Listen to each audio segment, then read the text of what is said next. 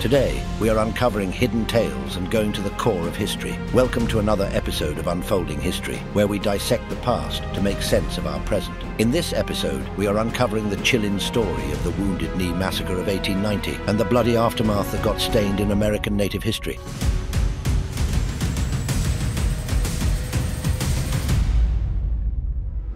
It was January 1st, 1889, when a Native American man named Woka was in bed battling an illness and a terrible fever. Outside, there was a solar eclipse, and at some point during the day, Woka died and went to heaven. God appeared to Woka and shared with him an important message. It shook Woka to his core. The message from God predicted the rise of Paiute dead and the removal of all white people from North America. Woka awoke from this spiritual vision and shared with those who would listen his journey to heaven. He said he saw God with all the people who had died long ago engaged in their old-time sports and occupations, all happy and forever young. This was not something he was going to keep to himself. There was a mission, and he was God's prophet on earth. His Native American brothers and sisters were about to embark on a journey, and there was no going back. This was a difficult time for Native Americans. Many tribes faced defeat while taking on the United States military. In areas like the Great Plains, the bison had been hunted for game by whites, and that was a major food source for various Great Plains tribes. Land that was supposedly put aside for tribes via treaties were encroached upon by whites. Reservations were the norm for many tribes. These reservations were not on the sacred lands of these tribes. The reservations were under the control of the U.S. government and managed by the Bureau of Indian Affairs. Boarding schools were set up for children so they could leave their Native American culture behind and accept a white culture. By no means were these schools kind to the children. Many Native Americans had been beaten down, and they were looking for some way to get back to a better time. Something had to change. Woka would be the change.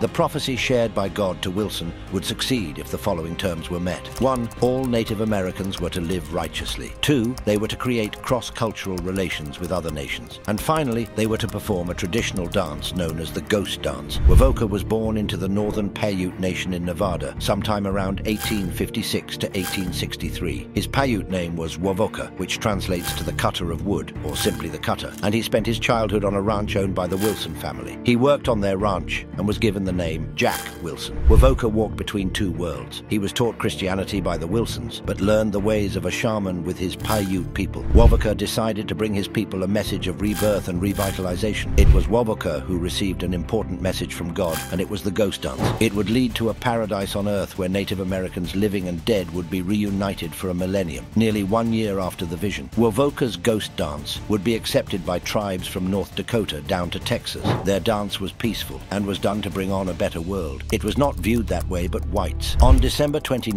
1890, an estimated 300 Lakota people in South Dakota were gunned down following tensions between them and the U.S. military near Wounded Knee Creek. It was an avoidable and tragic event. Today, we will examine the events that led up to the Wounded Knee Massacre. The place of Woka's birth was in Mason Valley, Nevada, near the Woka River. His father was Tavivo, and he was a spiritual leader in their Paiute tribe. He was described as a dreamer with supernatural powers. Tavivo was part of the first ghost dance. It originated in the 1870s and was created by the Paiute. The ghost dance was believed to have been created by Woka's father, Tavivo. The ghost dance spread through Nevada and to parts of California and into Oregon. Interest faded quickly after the prophecies failed to materialize. As a teenager, Woka worked on a ranch owned by David Wilson. Wilson was a Christian, and he took Woka under his wing. Wilson taught Woka Christianity and gave him the name Jack Wilson. Woka worked on the ranch with David Wilson's children and befriended them. When Woka turned 18, he left the Wilson ranch to be with his father Tavivo. A biographer of Woka wrote, "For 2 years, Woka shunned his white brothers and wrestled with a hate for the whole white race that all but consumed him."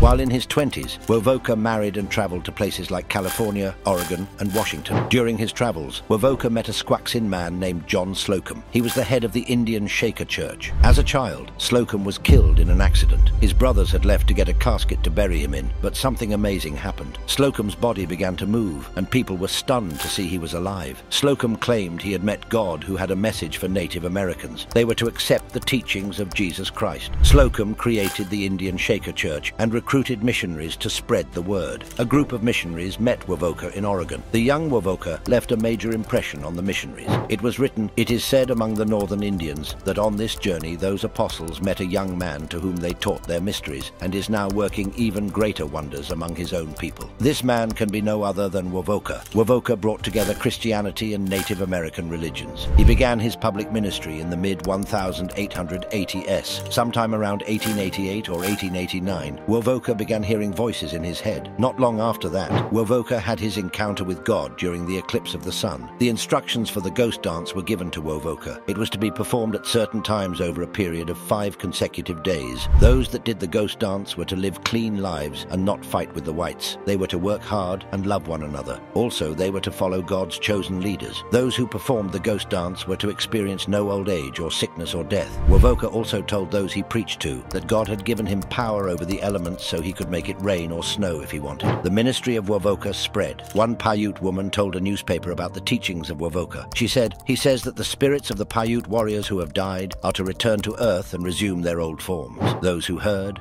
believed. They were ready for the ghost dance. Those that learned of Woka were impressed by his teachings and his promises. A Messiah letter from Woka stated the following: "Jesus is now upon the earth. He appears like a cloud. The dead are still alive again. I do not know when they will be here. Maybe this fall or in the spring. When the time comes, there will be no more sickness, and everyone will be young again." The ghost dance inspired many nations to partake in the dance. One writer recalled, "In Nevada, 1,000 Shoshones danced all night, and as the eastern sky turned pale, shouts rang out that the spirits of deceased loved ones were appearing among the faithful. 1,000 voices shouted in unison, 'Christ has come!' By 1890, the ghost dance was taking off, and tribes embraced the promises of Woka. The ghost dance was viewed as a war dance by the Bureau of Indian Affairs and the U.S. government. If Native American tribes were preparing for war, then the U.S. government would be ready. It would all come to a tragic end at Wounded Knee in South Dakota. Native American tribes, desperate to get out of a difficult situation, saw the ghost dance as a last resort. An observer of the ghost dance recalled, "Men, women and children, the strong and the robust, the weak consumptive, and those near to death's door. They were displaced from their lands, and their bison was being killed by hunters and soldiers to simply deplete their supply and force the natives into starvation. Some tribes decided to try their hand at farming. Droughts led to additional hunger and frustration. The United States during the 1870s, 80s and 90s were hit hard by severe economic downturns. While the ghost dance was a way out of a very difficult situation, it was viewed by whites and the U.S. government as an act of war. Messages were sent from across the United States about the ghost dance. What was it? What was happening? One white observer stated, "The dance is indecent, demoralizing and disgusting." One man who was drawn to the ghost dance was Sitting Bull. He was a member of the Lakota, and he had a long list of grievances against the Bureau of Indian Affairs and the U.S. government. Sitting Bull was furious with the presence of white speculators and soldiers when gold was discovered in the Black Hills of South Dakota in the 1870s. A treaty between Native Americans and the U.S. government forbade white settlement on the sacred Lakota land. Those hungry to strike it rich for gold did not care about the treaty. Soldiers were called in. It was June 1876 when Sitting Bull and his allies were attacked by the 7th Cavalry under George Armstrong Custer. This was the Battle of the Little Bighorn. Custer and his army were killed. More soldiers were called in, and Sitting Bull fled to Canada with his people. 4 years later, Sitting Bull returned to the United States and surrendered. Sitting Bull said, "I wish it to be remembered that I was the last man of my tribe to surrender my rifle." He was sent to a reservation at Standing Rock in South Dakota. Life was not easy on the reservation. He lived in a cabin. In 1890, a Lakota man named Kicking Bear met with Sitting Bull. He told Sitting Bull of the ghost dance and how people at Standing Rock were dancing. Authorities at the reservation knew about the ghost dance, and they feared that if Sitting Bull were to be involved, then it would lead to violence against the whites. Officers were brought to the reservation on December 19, 1890, to arrest Sitting Bull. Fellow Lakota rushed to the scene to protect Sitting Bull. A fight broke out, and Sitting Bull was shot and killed. The killing of Sitting Bull brought in more people on both sides. One of those in the area was Minnie Conjou Lakota Chief Bigfoot. He was leading 350 of his people towards the Pine Ridge Reservation, which is south of Standing Rock. The cavalry, under the command of Colonel James W. Forsyth, was sent in to intercept Bigfoot and his people. They were to surrender to Forsyth, and they were to be sent to a military prison in Nebraska. The cavalry and Forsyth came upon the camp on December 29, 1890. Bigfoot saw them in the area and demanded a meeting. Bigfoot and his people would work on terms and conditions of surrendering. Forsyth wanted all guns surrendered, but Bigfoot gave some as a sign of peace. This did not sit well with Forsyth. He had positioned 4 revolving cannons on a hilltop near the area. Forsyth ordered the camp of Bigfoot's people to be searched for more weapons. They were found, and this angered Forsyth. While this was happening, a man named Sit Straight began dancing the ghost dance. Sit Straight wanted the others to join and said the bullets would not hurt them. While this was happening, a gun that belonged to a deaf member of the tribe named Black Coyote was being confiscated, but it accidentally went off. The cavalry and the cannon began firing upon Bigfoot and his people. The men were unarmed, since they had given up a large majority of their weapons. Fleeing women and children were also shot and killed. When it was all said and done, some 250 to 300 people died during the shooting. Some 25 members of the cavalry died, and it is believed most of their deaths were due to friendly fire. The day after the attack, some 145 men, women, and children were placed in a mass grave.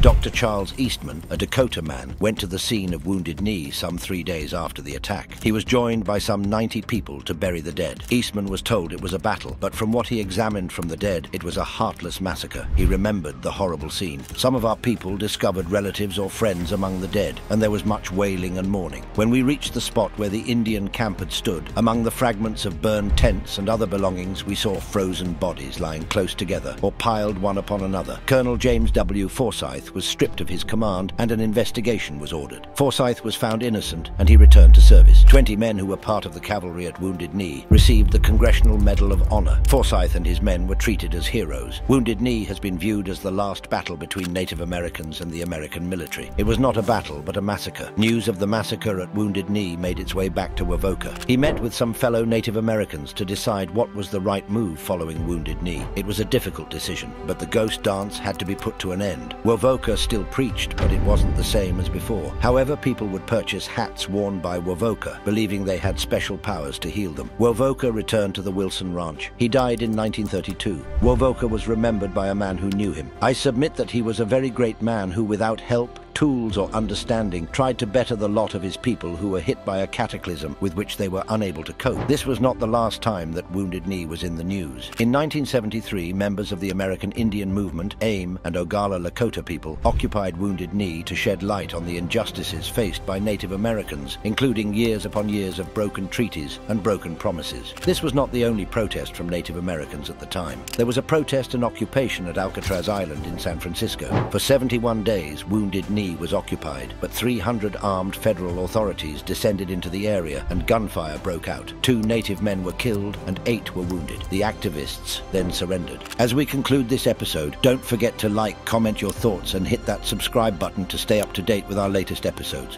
Until our paths cross again, this is Unfolding History signing off.